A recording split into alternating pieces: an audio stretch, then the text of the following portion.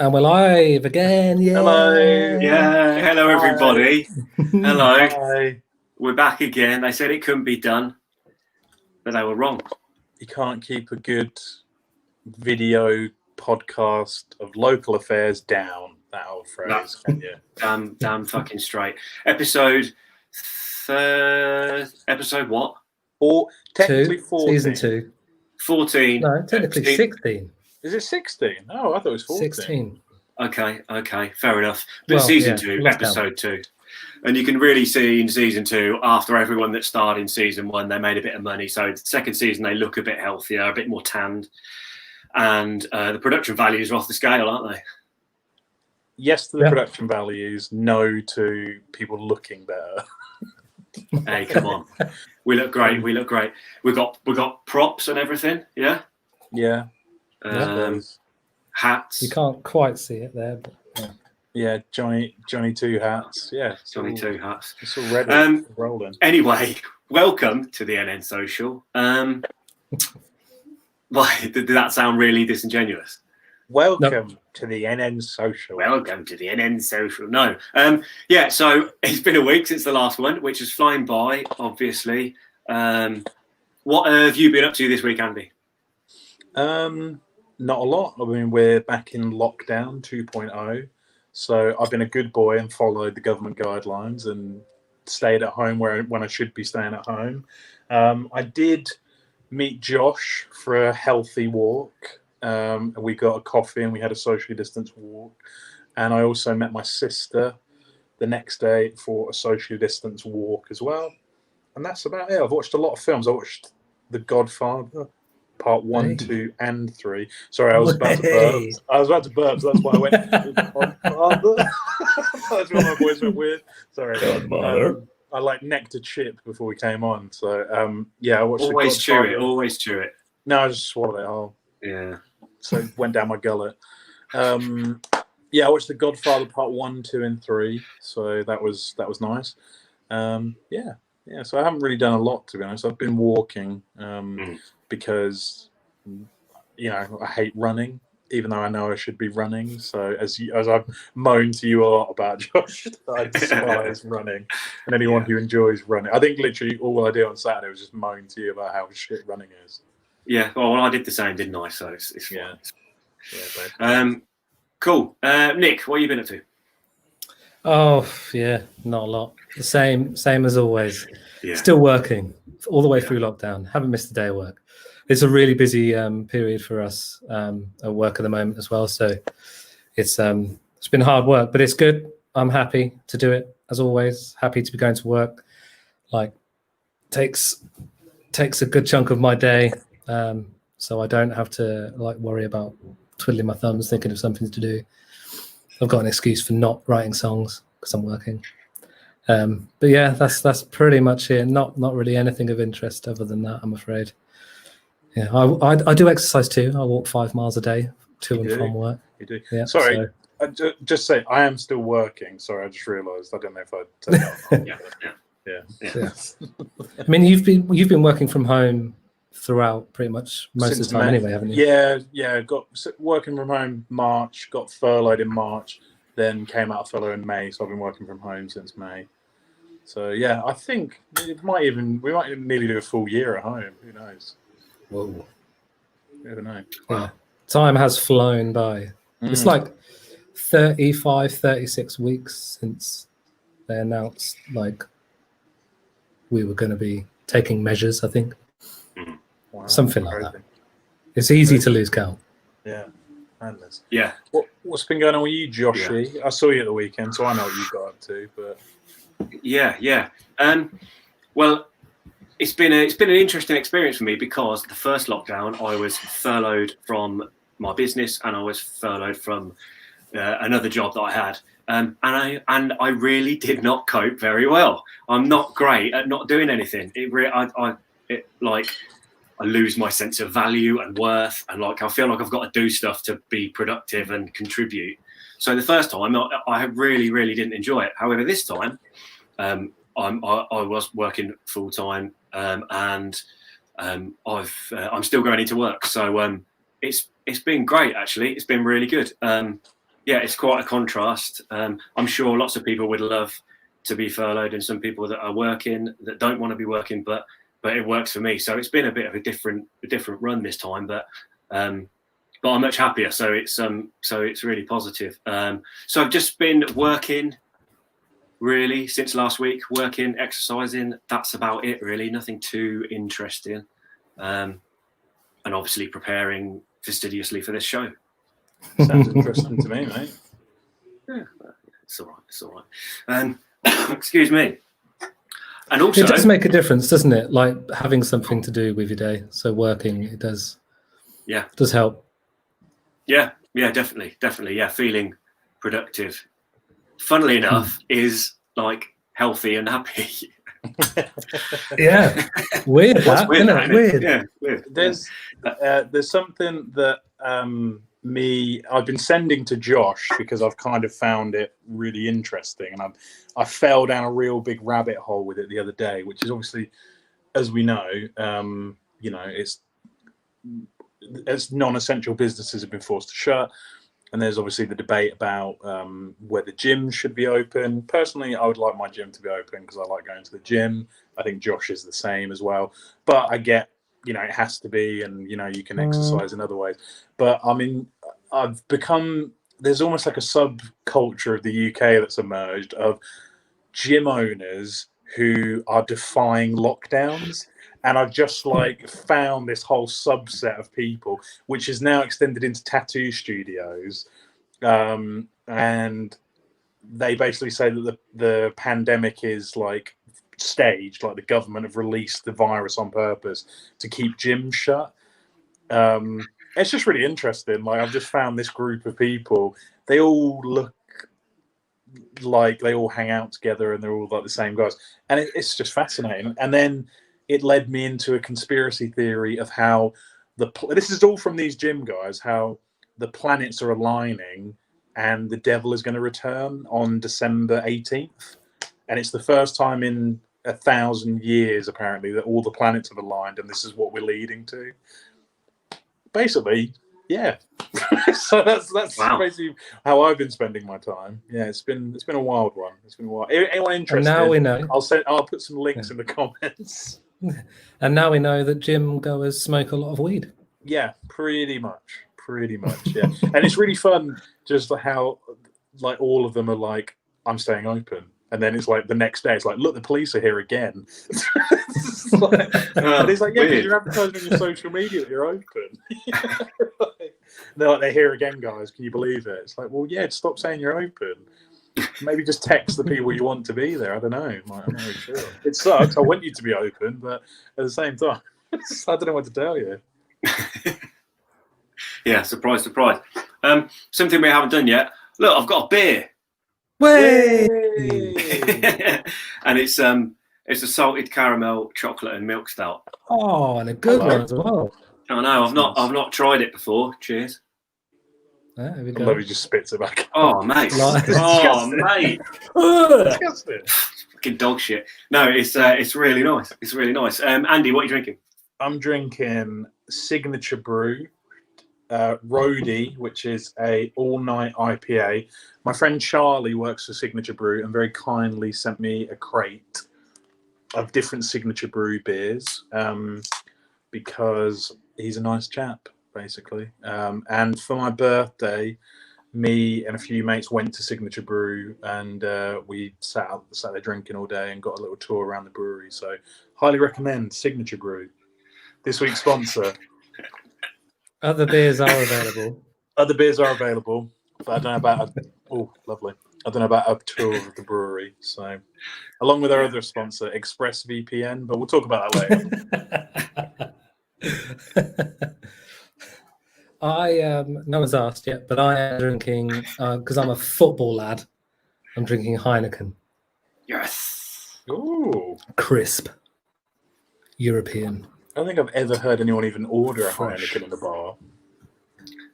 You've probably heard loads of people order a Heine because they're cool. Is that what that is? I never realised there was a difference. Crazy. It's just What are people? lad beer. People watching, let us know in the comments what you're drinking this evening. You can see we've got a few people already. Laura's here, as always, our little Laura. Yeah. And Maddox Jones, our special musical guest later on. So, yeah, people watching, hit us up in the comments. Let us know what you're drinking. Are you drinking with us, or are you going to save it for later, or do you hate us and you don't want to drink? Are you drinking against us? Yes. Yeah. Yeah. I'm not drinking with you. I'm drinking against you. Makes sense. Yeah. During the first lockdown, Wednesday nights were my Friday, so I used to get really fucking pissed. But I'm trying to take it easy. And you were still I had working one glass as of well. wine. Yeah, had one glass of wine last week. Wow. But I think there will be a little bit more alcohol consumed tonight.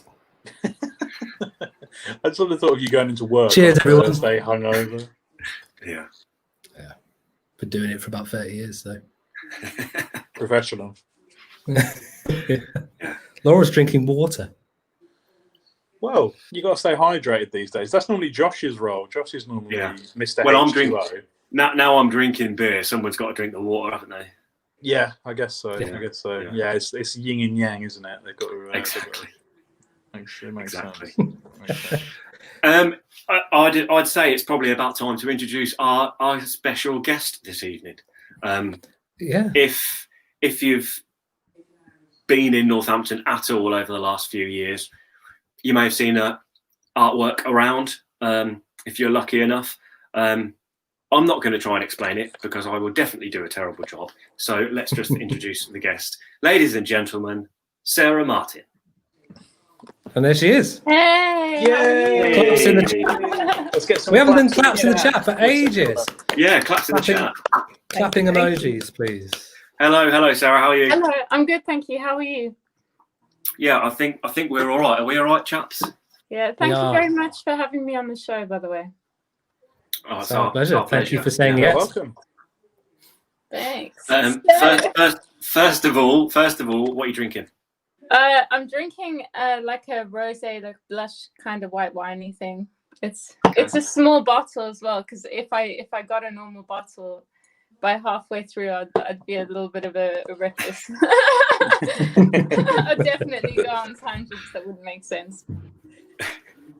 Fair enough. That's very No different from professional. Musclot, yeah. And what are you guys drinking? I think. Well, are we all drinking? Oh yeah, Well, you're just drinking let me lager. Let me quick. Yeah, nice. Yeah. There we go. And the supply. Yeah. Yeah. So Great how what have you been doing since lockdown? How has your daily life changed? My whole life has changed in its complete entirety. So I live in a new place. I'm no longer I was married. I'm separated now. I was independently working as a hairstylist before lockdown, only doing 1 day a week, and the rest of the time I was painting.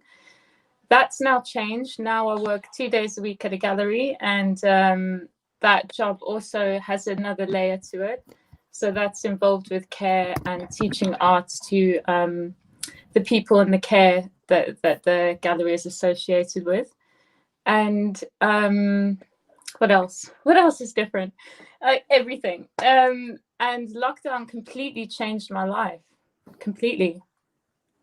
Yeah, well, that sounds like it. I mean, that sounds pretty much like every element of life has changed. Yeah. I imagine that was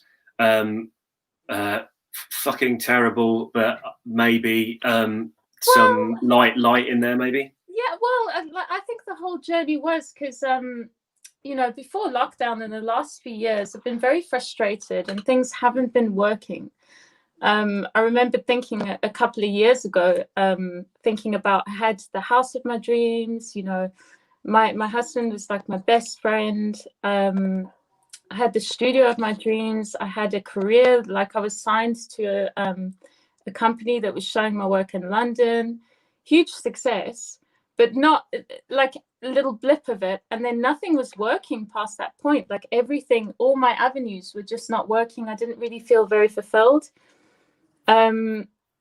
But at the same time, I feared making changes because I was worried that I would lose everything that I worked so hard for.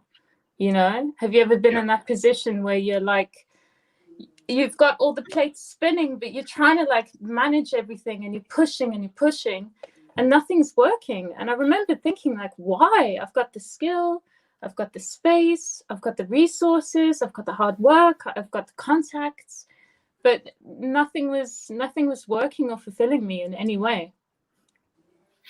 Yeah, that must be a very difficult position when you feel like you should be happy, and you think, or you've got everything you thought would make you happy, work. And when I get to that place, that's when I'm going to be happy. But also at the same time, like I found through this experience that you can lie to yourself, but you can't lie to your body. So like I would have these stresses in my body, and that's why I was working quite hard at doing yoga to like balance me all the time.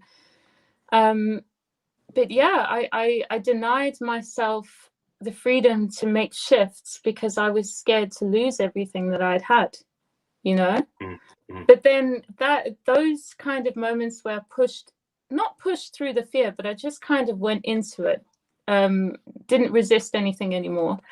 My life dramatically shifted, and so fast. It was such a massive experience. Yeah. So how long ago was that? I suppose all of those things happened at different periods, but have you found some sort of routine, and are you settled at all now? Just about, like literally within the last couple of weeks, I've felt myself starting to have peace in terms of, I'm in a new space where I'm getting to know myself. I haven't been on my own since I was 19. And I'm 32 now. And I would have said you were 21. Oh. Thanks. But I'm sorry about Andy.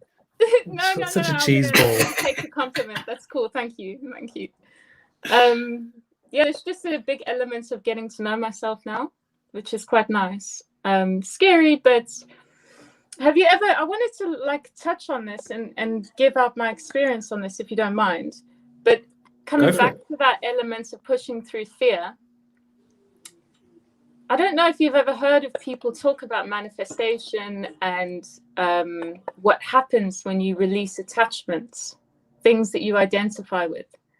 And I found that in September was the first time I released an attachment last year. I came out of a contract, my art career, and I remembered writing the email, walking down the stairs, first thing in the morning. I thought, this is the day, bam. As soon as I sent the email, I felt a massive heart palpitation of, oh, I'm doing it now. This is the fear. Feel it. Go with it. And the most amazing thing, like the most amazing opportunities came my way. And the same with, leaving the comforts of my security in my home and my marriage and stuff. Within 24 hours, I got a call about this job. And I don't know, there's just an amazing feeling that you get when you lean into fear and you allow experience to come your way without controlling anything. Have you ever felt that? Yeah, I had a similar thing last year, not this year, where I got to be careful because Nick still works there, but I wasn't very happy in the job that I was in, and I'd been there a long time, and it was just one of those things where I just happened to have a conversation with my friend Meg, who works at New Era, and she said, there's a job come up. I think, you should apply for it. So I applied for it. I got an interview, went for it. And I kind of didn't really have the experience of what they were looking for, but I thought, screw it, whatever.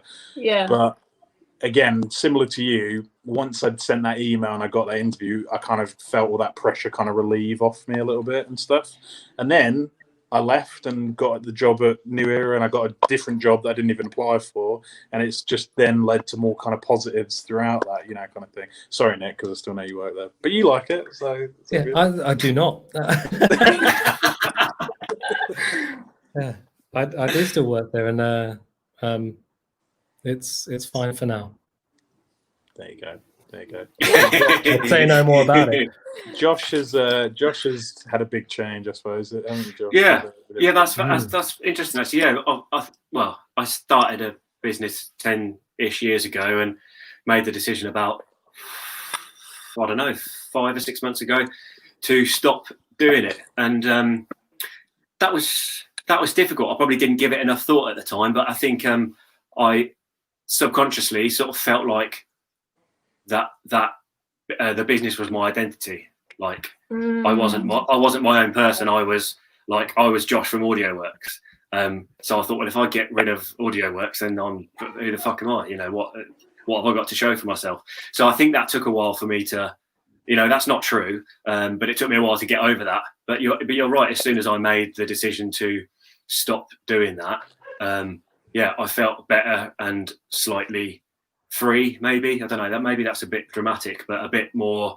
I had options. It's weird the amount of pressure your body puts on you when you're denying your instinct, but you don't feel it and then people go, oh, I had this neck pain, but then all of a sudden it went as soon as I resolved this thing. So yeah, you can lie to yourself, but your body will never lie. Yeah, my thing is I get mouth ulcers when I'm stressed.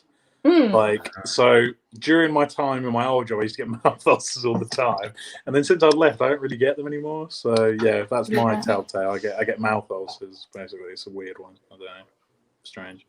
Everyone who knows me now is going to be like, "Do you have a mouth ulcer?" When he spoke to me, was he stressed?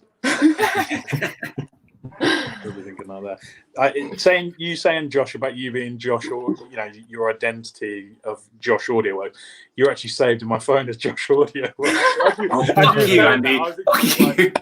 And like I forget, and I'm like, call Josh Astrop in my car, and it'll be like, who do you want to call? Josh AudioWorks. I'm like, yes, him. Just delete my number, mate. Oh.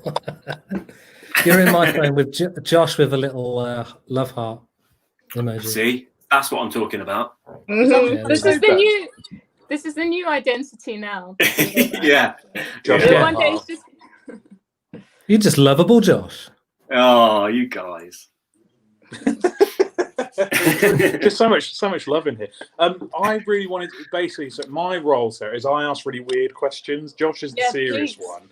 Yeah. So what I wanted to ask is, what is the weirdest thing you've ever been commissioned to do art-wise, or been asked to do, and you've just been like, you know what, I'm not going to draw that because that, or I'm not going to paint that because that is insane?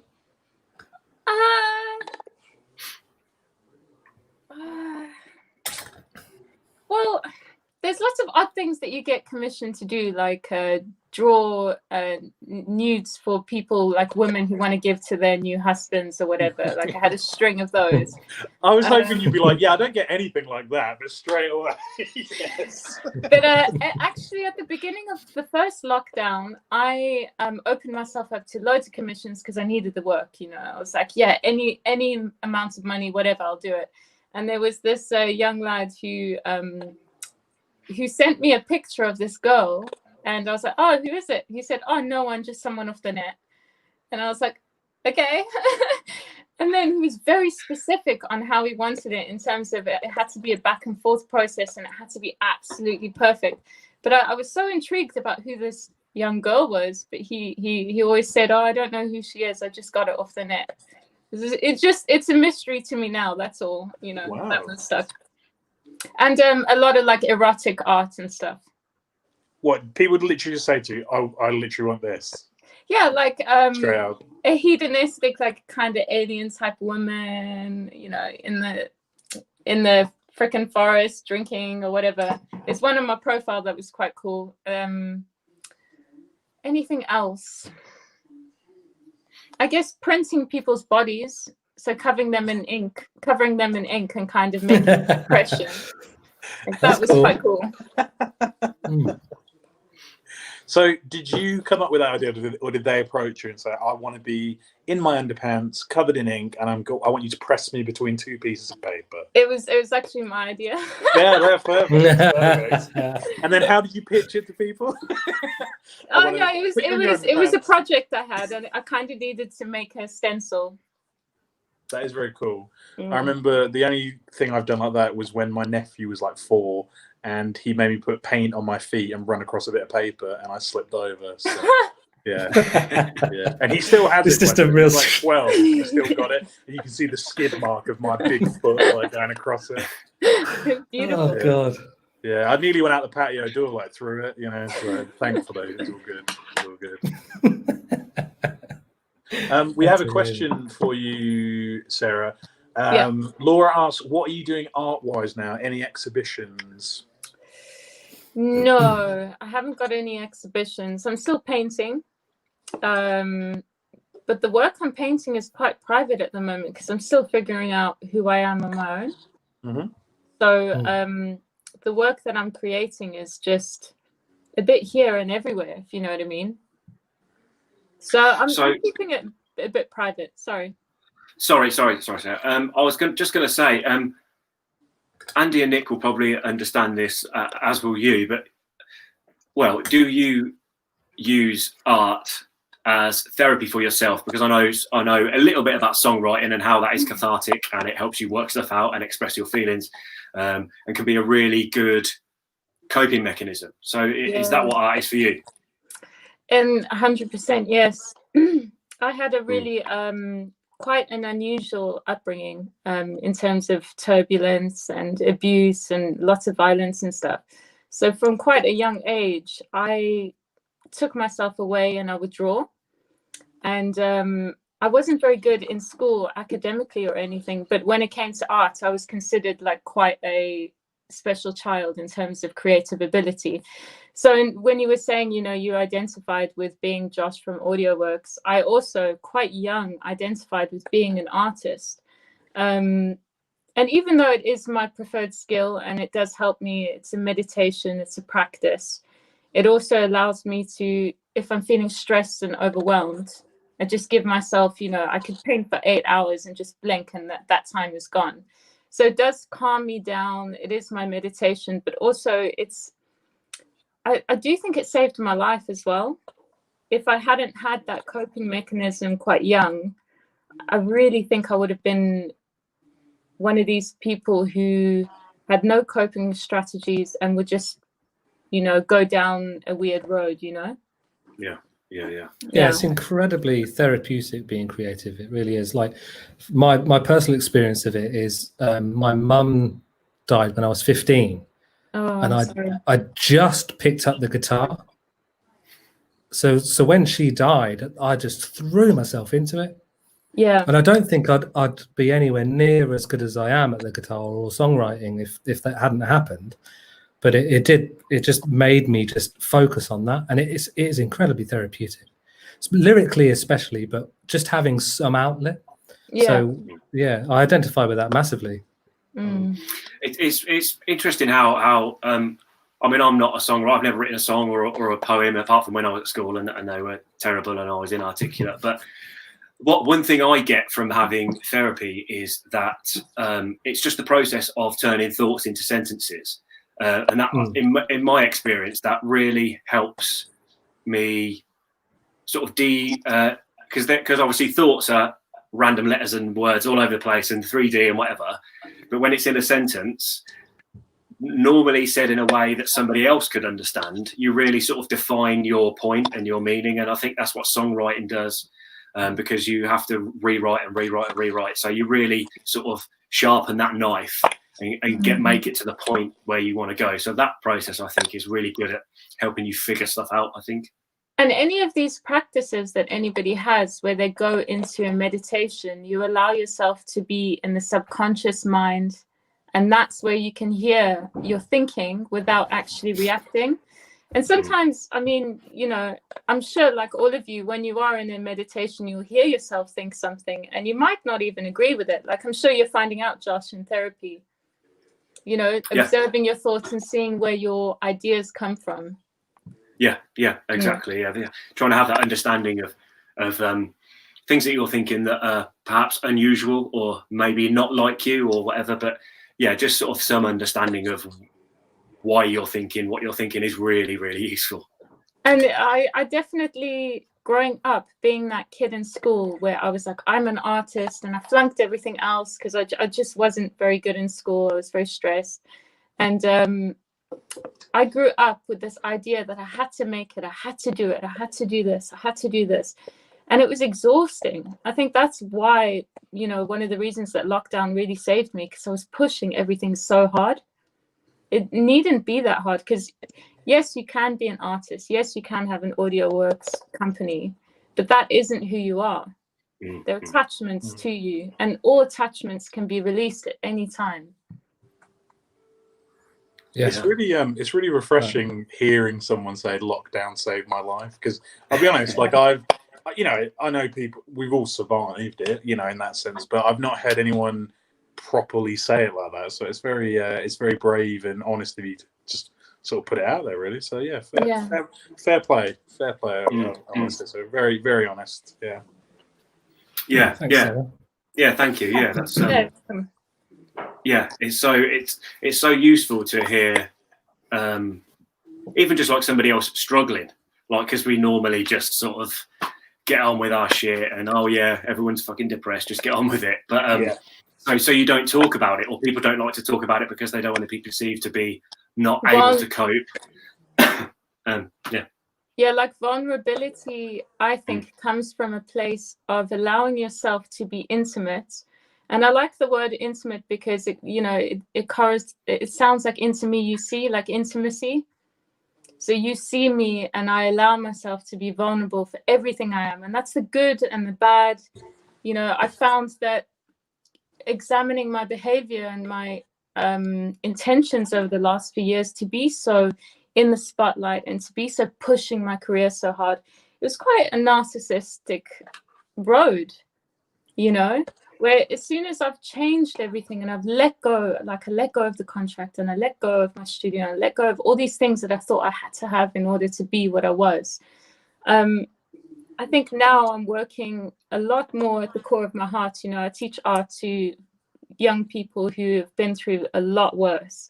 And the humanity, I think when you allow yourself to be intimate and vulnerable, you are instantly more connected with everyone else. It would be impossible not to be, because you're not hiding, so you're present. Yeah, that's so true. That's so true.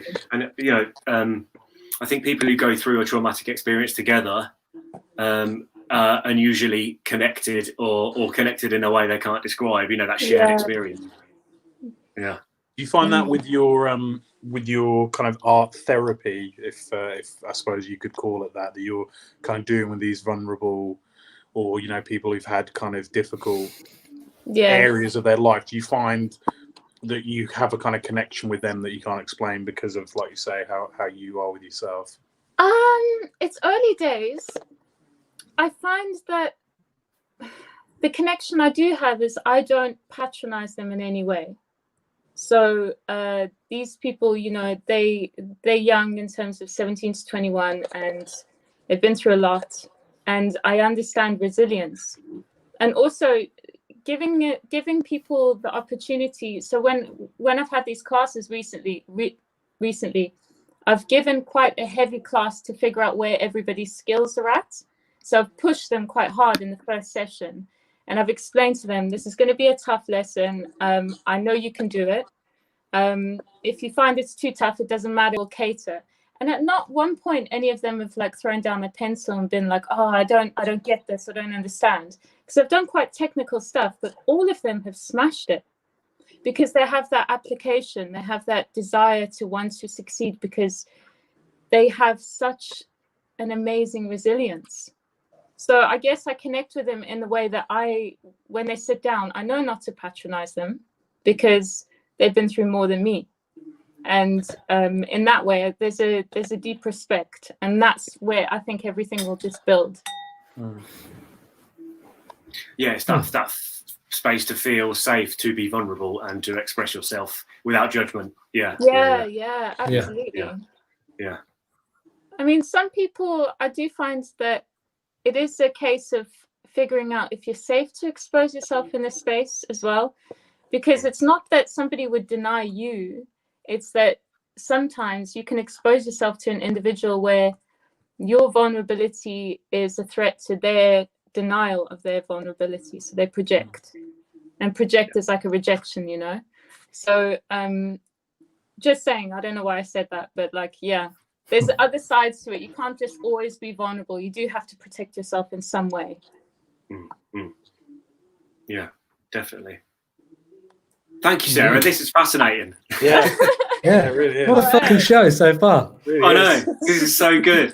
This is so good. I just want you to talk, and I'm just like, yeah, and then like it goes quite.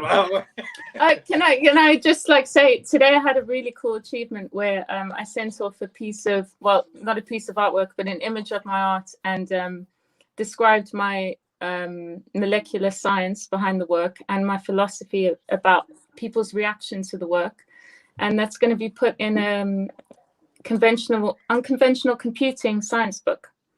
So looking Claps forward in the to chat. that. Claps in the chat for that. Yeah, clap emojis. Claps in the Yeah, chat. thanks. Yeah, Just yeah, like nice one. Wicked. Because on the topic of like people looking at the chemical composition works, it really opened my eyes how creative everybody is. So just because I'm a painter doesn't mean that I'm any more creative than anyone else. It's just my application and my desire to do it. When people look at my work, people come out with all sorts of ideas. They see so much, and very quickly and very creatively. So it's just been very humbling to use that technique. Have you ever produced a piece of work and in your mind you're like, I know how I felt during this, and this is how I was feeling, so this piece is about I was feeling angry or I was feeling sad, and then have you ever had someone look at that and they have had the complete opposite reaction to how you were? So like for something you might have been angry when you created it, they're like, wow, this brings real joy to me or sadness to me or something. In every single piece of artwork there is an element of people seeing exactly their own psyche. It's like looking in a mirror for them. Because I find that with songs is really interesting. How a song that someone could find really upsetting, someone finds really nice, or the opposite really, or someone who might necessarily not listen to like metal music might just hear complete anger and that's angry music, but then the lyrics bring out a different side in someone else totally. So I always find it's quite interesting with art, especially because it's visual and you're looking right at it in that sense. I think it's easier with lyrics though, isn't it? Because they're a little bit more literal. Yeah. And sometimes if it's sometimes songs are story led, sometimes they're not, and you can take different slants on it, but it's a little bit easier to kind of figure out where it's coming from that way. Whereas art, I think it's just literally what you feel and think there and then. Yeah, and also like every social interaction or any kind of scene, people will perceive what they want to perceive based on what they think and how they're raised and what stresses they have in their life. It's really weird. You could have one event and 5 people see it and they'd all say completely different things. I mean, have you ever had the scenario where someone looks at it and feels a different way about it on a second viewing, where it's like they maybe have the complete opposite to it because just their mind was in a different place or space when they looked at it the first time? I actually can't say, because whenever I see somebody and they express what they see, it's usually a quick interaction and I don't get another.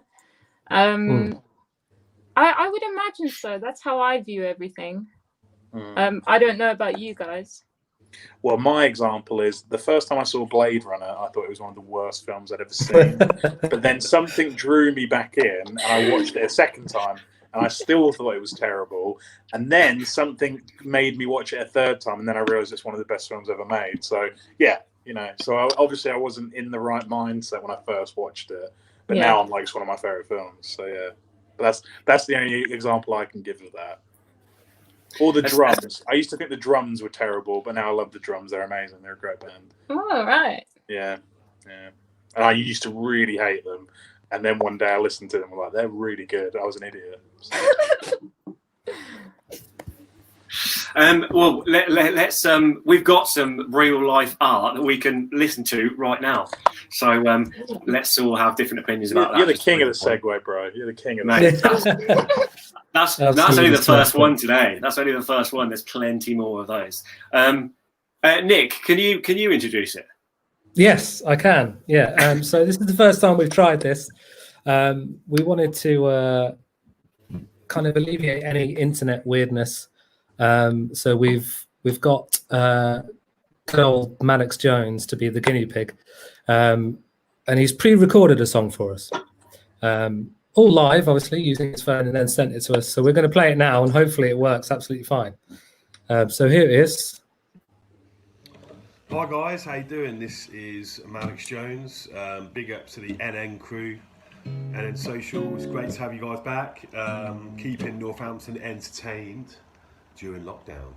I'm Maddox Jones. Cheers to Nick Gray for asking me to do this. I'm a singer-songwriter from Northampton, and I wrote this song. It's called World's Gone Mad.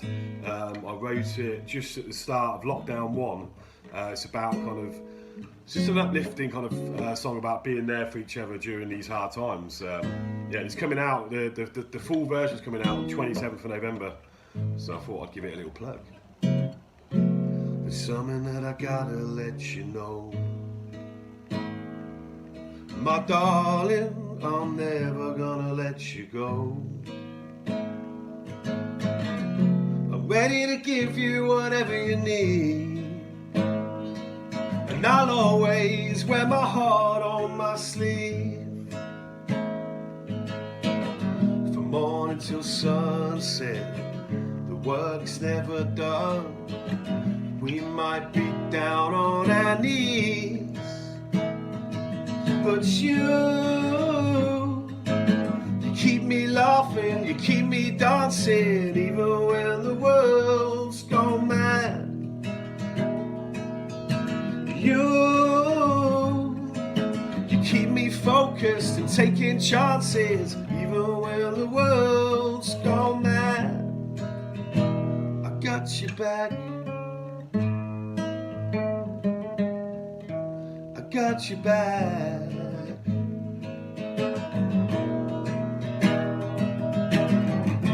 You're in everything I do, my darling. It's always been me and you. Even if you're worried now, you're just finding faith. We might be down on our knees, but you keep me laughing, you keep me dancing, even when the world's gone mad. You keep me focused and taking chances, even when the world's gone mad. You don't have to worry now. You don't have to worry now.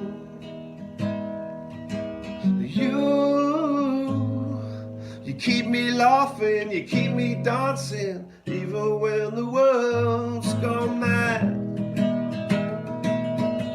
You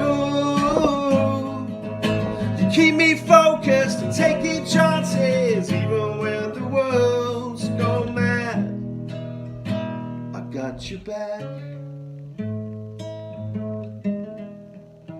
I got your back. Thanks a lot, thanks a lot, guys. Enjoy the show. This is Maddox Jones. Follow me on Instagram, it's Maddox Jones, and everywhere else you like to scroll and enjoy social media on. Nice one. Let's get some claps in the chat for Maddox Jones. That was sick. Woo! It's really beautiful. That was really good. That went really well. I'm so happy it worked as well. It was a great song and it worked smoothly. Yeah. So yeah, perfect. Yeah, awesome. Yeah, thank you, Maddox, for doing that. That was Yeah, really thank cool. you, Maddox. Loved it. Yeah, sweet. Follow. We'll put the links everywhere, but check out Maddox stuff because it's all. Yeah, the funny thing is, I had to listen to that about 4 or 5 times to make sure it was working, and uploaded to the StreamYard app for so many different reasons. You have to squash it so much. I listened to it like 4 or 5 times, and it's now been in my head all day today. So must be a good song. Good song. Yeah, It's catchy. Very catchy. exactly. Exactly. We put out on Instagram for questions if anyone had any questions. So I've got a few questions here that are for everybody. So first question, it's a really difficult one, from C. Illage. Favorite song of all time? That's my friend from work, Charlotte Illidge. Okay. She's an influencer, so check Big her ups out. to Illidge. Big up to the Illidge. I'm not happy about this. I'm not happy about this question. I'll go first. It's impossible. I can answer it. I'll go first. Go I on. can answer it 25 times. Yeah, my favorite song ever written, and I can listen to it all day, every day. Doesn't bother me. Love it. The Ronettes, "Be My Little Baby." That's my favorite song in the whole world. Whole world, love it. And I was very annoyed at my sister's wedding when she had it as her first dance, because if I ever get married, that's my first dance. Anyway, it doesn't matter. But love it. The Ronettes, "Be My Little Baby." Easy peasy. We've covered it a few times as well, haven't we? We have covered it, mate. That's the exact reason. Yeah, me and you and our little acoustic duo. Come on then, Nick. Banging. Let's have one. Let's have one of your 25. Well, okay. I'll give you two because that's as far as I can narrow it down. So, "Landslide" by Fleetwood Mac. It's an absolute banger, and the Smashing Pumpkins version is good too. If you're looking for my definitive version of that, that is the Fleetwood Mac "The Dance," which is a live record from the late 90s, I think. And it's just Lindsey Buckingham and Stevie Nicks together on stage doing a great version of it. And then the other one, which will probably always be up there, is "Jungle Land" by Bruce Springsteen. I'm a gigantic fan of Bruce Springsteen, so all of his songs are probably in my top 100. But that one particularly is pretty incredible. It's like 7.5, 8 minutes long with the best sax solo you'll ever hear. And it's just a beautiful, beautiful song. Josh, next. Oh, go on then. This is really difficult, but I think that it is my favourite and it isn't my favourite, because I really, really love the song, but I can't listen to it because it makes me cry every time. It's Kate Bush, "This Woman's Work."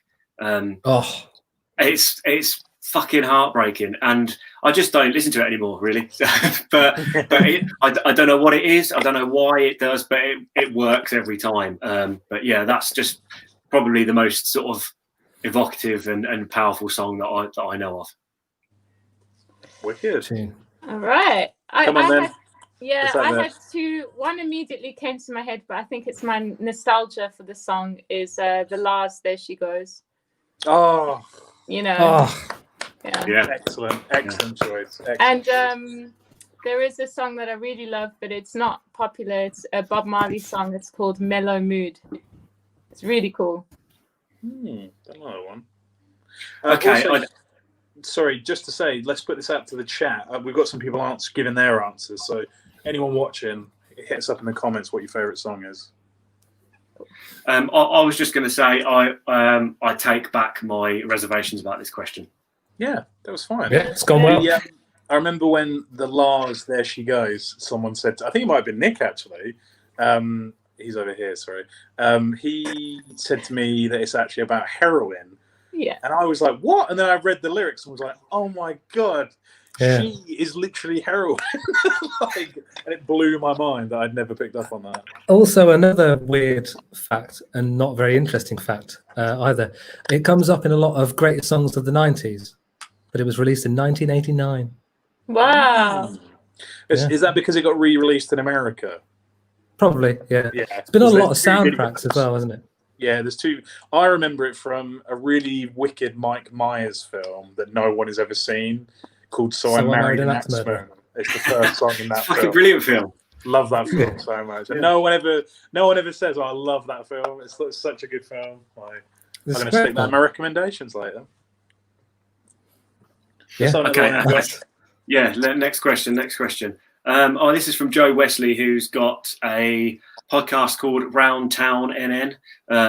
Really nice bloke and a really good podcast as well. I thoroughly recommend checking that out. But he just said, how does it feel to be back? I think it feels fucking great. What about you folks?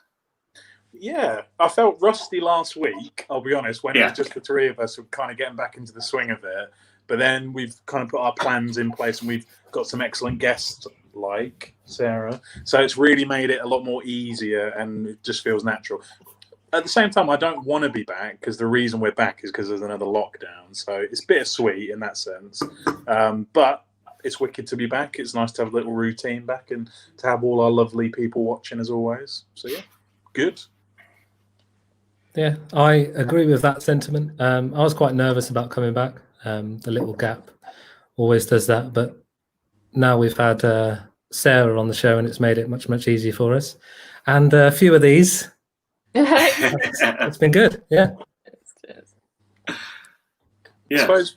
I mean, we would pitch that question to you, Sarah, but I don't know. This is your first time, isn't it? Yeah. It's like I've always been here. You could have said that a bit more convincingly. Yeah. Okay, last question from Instagram is from Mo Dabbler, who keeps popping up on these shows because we're massive fans of Mo, obviously. He said, the last thing you bought in person before lockdown that wasn't groceries. Ooh. Andy, you can start again if you want. Oh, mate.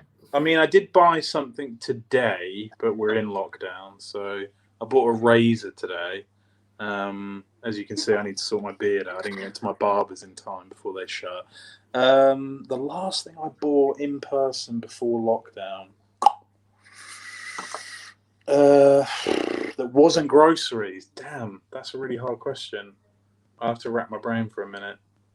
Go to someone else. I'll come back. That is difficult. I haven't got an answer ready yet. Is that Nick or Sarah? Have you got anything?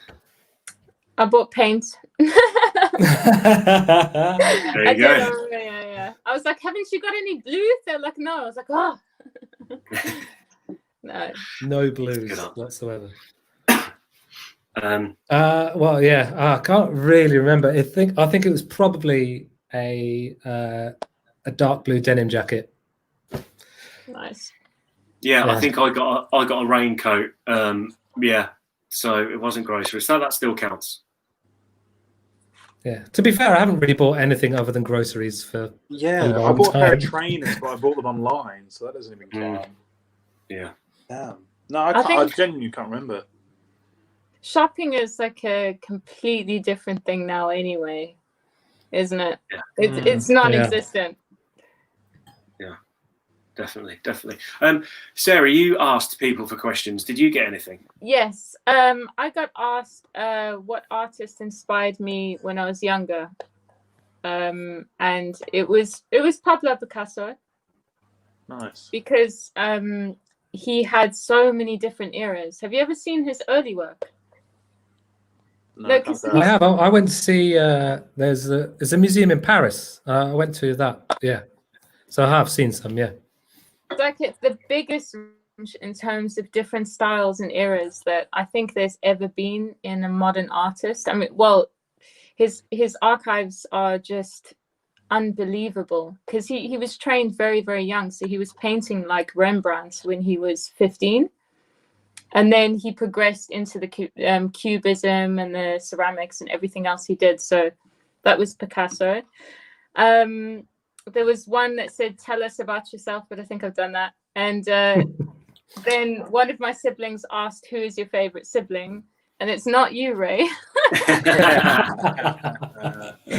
Obviously, I'm not going to say who, but everybody knows it's Emily. So got him. It's weird. It's weird you bring up Picasso. I was watching one of my favorite quiz shows, Only Connect. If anyone has ever watched Only Connect, it basically, if I get one question right in Only Connect, I'm going to have a good night because it's really hard. But one of the questions on there was about when did Picasso die? And it's one of these weird things that people don't realize he died in 1973. Yeah. And it's like, people think he's like like 19th century or something, like died like in the early, like late 1800s. It's like, no, 1973, like it's really, really throws a lot of people off. I think he was born in something like 1810, 20, like he was, no, hang on, that doesn't make sense. Yeah.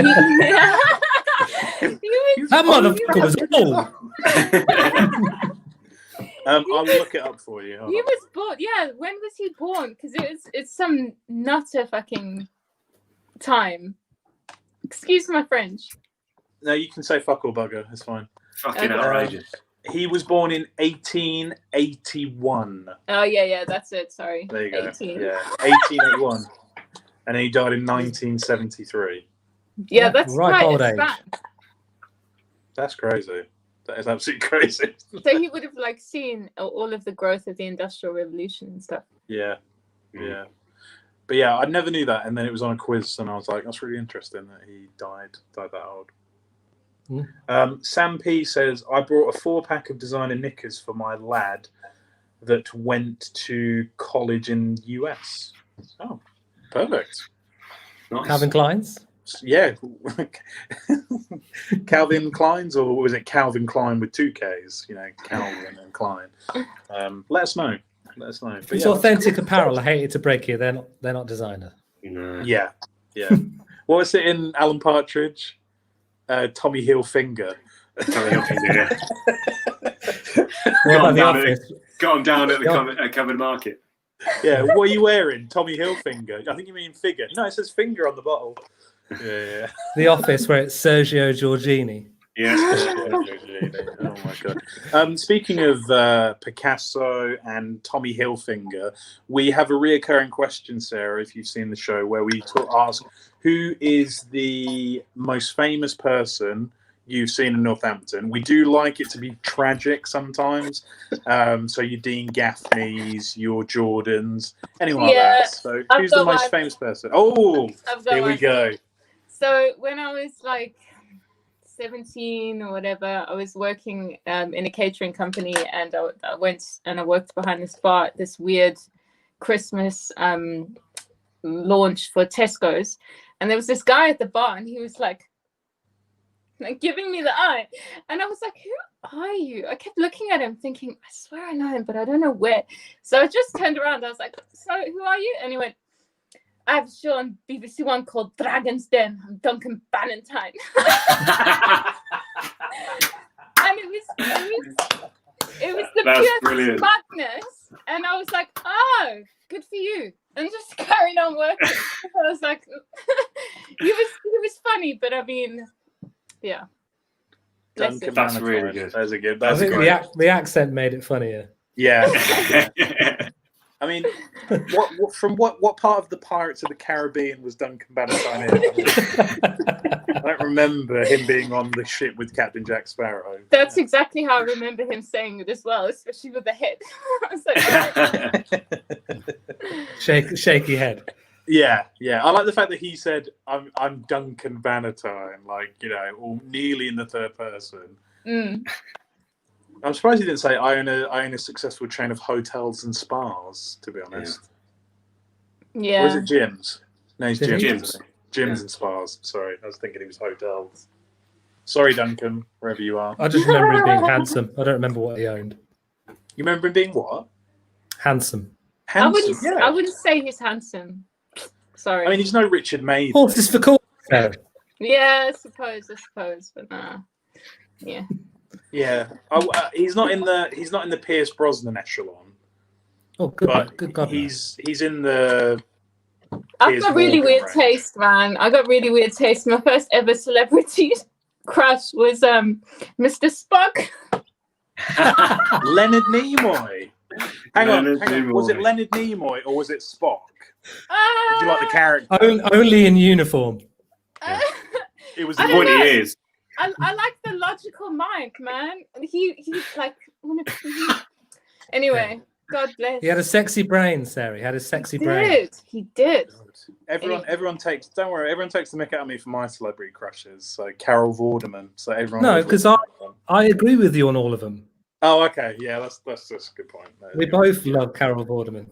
Carol Vorderman is really up there. Again, Come on, sexy brain. Yeah, the Carol brain. Vorderman's She's quick at maths. Quick maths, yeah. Quick maths. Yeah, can we have some people in the chat say your weirdest celebrity crush, please? Yeah, And be genuine. yeah. Be genuine. We don't want any fake ones. We'll know. We know that Josh is Jet from Gladiators. You know have you heard, Sarah, that Josh emailed Jet from Gladiators and she never responded? Yeah. Yeah, that's what she did when she read his email. Yeah. Always Jet, mate. Fucking brutal. Oh, the pain. Diane. Diane. Oh my god. She's been presenting Millennium Barn Dancers. That's why she couldn't get involved. Oh, is she? No, It's an Alan It's Partridge. the Partridge joke. Come yeah, on, obviously. Josh. Well, look, I'm hurt, Someone's put Theresa May. Oh no! That can't be Mom. genuine. No, that's Because- Am I behind? Nah, that's my housemate. Mom, Theresa May. my housemate has a thing for. I don't know why. We've had a debate about it, but he finds her sexy. Oh my god. Theresa May. Mom! Fair enough. Good. Hey, you know what? She Who are looks we like a to judge? pterodactyl. Well, saying that, we know someone. I'm not going to name them, but they like Laura Koonsberg, and I thought that was a bit weird. The political Yeah. correspondent. I was there at that conversation. Yeah, I was like, Laura not me. Koonsberg, really? Yeah, that didn't do it for me. Laura says Cheetah from Thundercat. Chitara, sorry, beg your pardon. Chitara from Thundercats. Yeah, that's another good one. That is a good one. Totally normal to fancy a cartoon. Yeah. Yeah. Lois from Family Guy. Guilty. Really?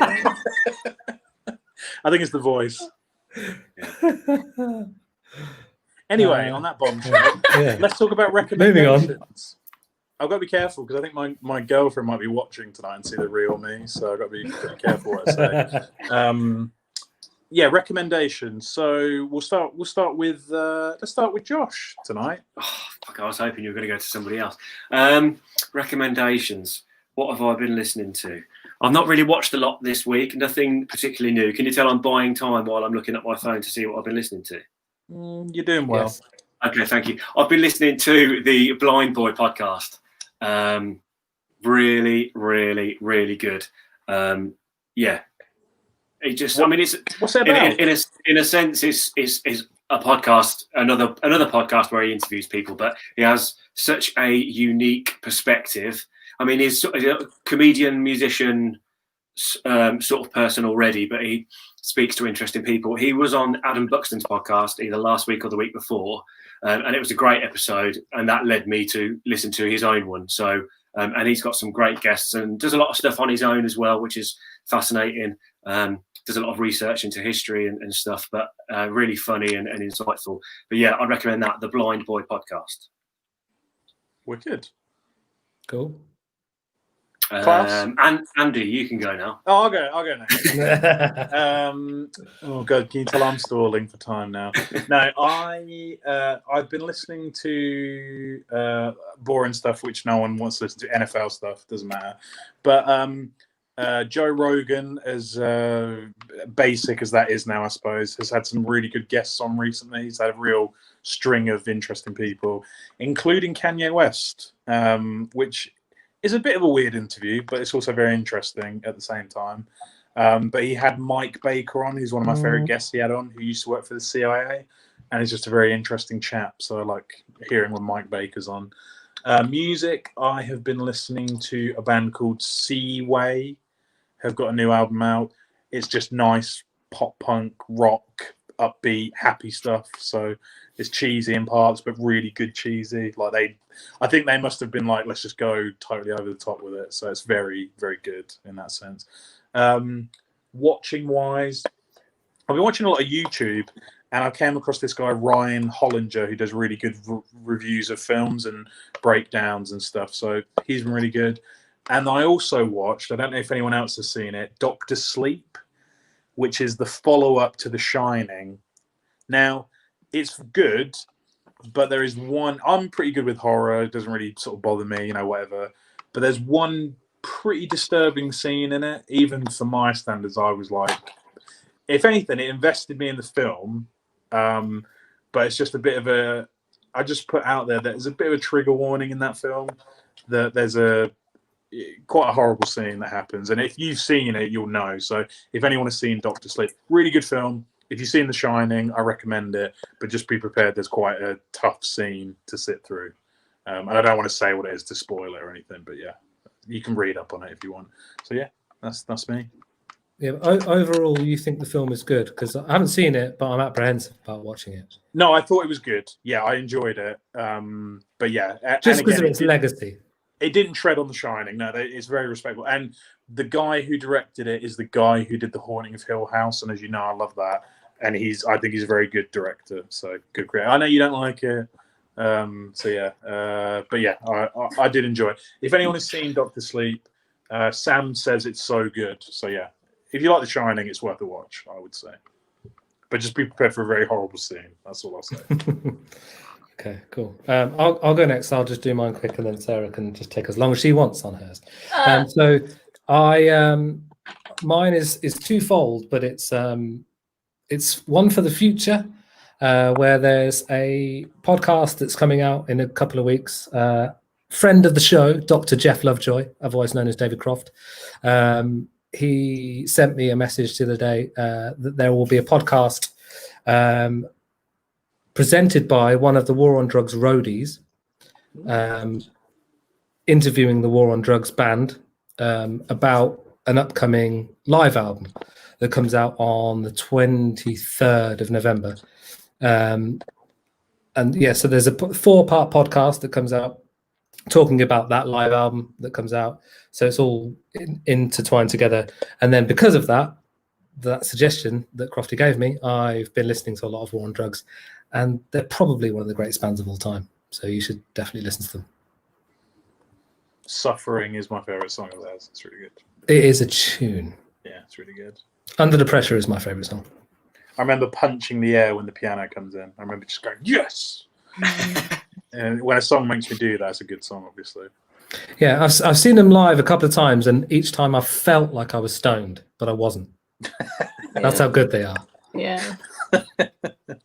Banging. Sarah, what have you got for us? What have you been listening to or reading or watching during lockdown?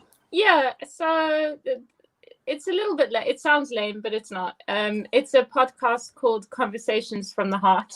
But it's from somebody who practices yoga, and it's all about setting intentions and, like I mentioned before, leaning into any fear or resistance, and it's very philosophical. Recommendations for music. I've been listening to a lot of lo-fi chilled hip-hop beats on YouTube, which has been quite nice. And Netflix, either Mindhunter, which is quite cool. It's about, figuring out, yeah. Or I've started watching The Queen's Gambit. I know it's quite popular, and that's quite cool as well. If you like, I've got my YouTube open and I'm trying to find it. If you like Mindhunter, there's a YouTube channel that I follow. They don't put up a lot of videos, but when they do, it's really good. It's called JCS Criminal Psychology, and they will show you a police interview, long form, of an interrogation of an hour, and the guy breaks them down and shows the interrogation techniques and stuff. Really interesting. Really. Wow. Yeah, JS Criminal Psychology, it's called. And there's not a lot of videos on there. The last one they put up was like a month ago. But I stumbled across them because they had this video and I was fascinated with it, which was a policewoman who murdered a love rival, and she got away with it for like 20 years. And then she rose really high in the ranks of the police.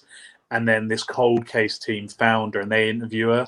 And it's really interesting the way they break it down. And it starts with her being like, no, I didn't know this guy. And then eventually she admits, yeah, well, we dated in college and we hung out. And then it's like, we were in and it just goes on and on. It's like an hour long video. So yeah, JS Criminal Psychology on YouTube. Very good YouTube. That sounds awesome, man. Yeah.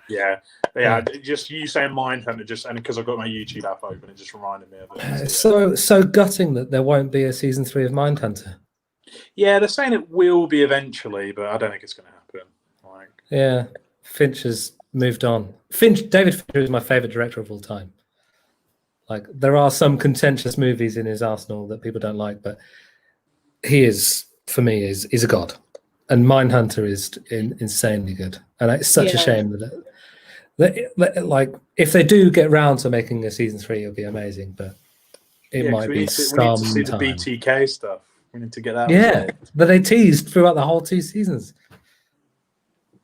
So yeah. Damn. Rest in peace, Mindhunter. Well, I think that's a good spot to end it, I guess. Yeah. Yeah, I think so.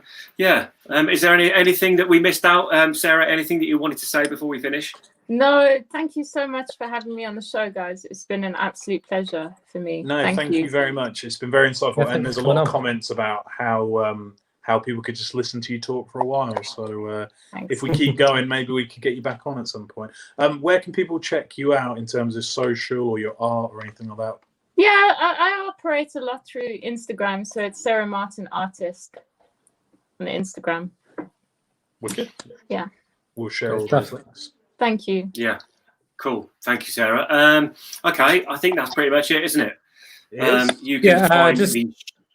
So just one thing, if you want to follow Maddox Jones, it's Maddox Jones Instagram, and if you search Maddox Jones on Facebook, it will come up as well. Check out his song Headspace as well. Really good song. Yeah, very good, with Dave Crawford, who local NN legend. Yeah.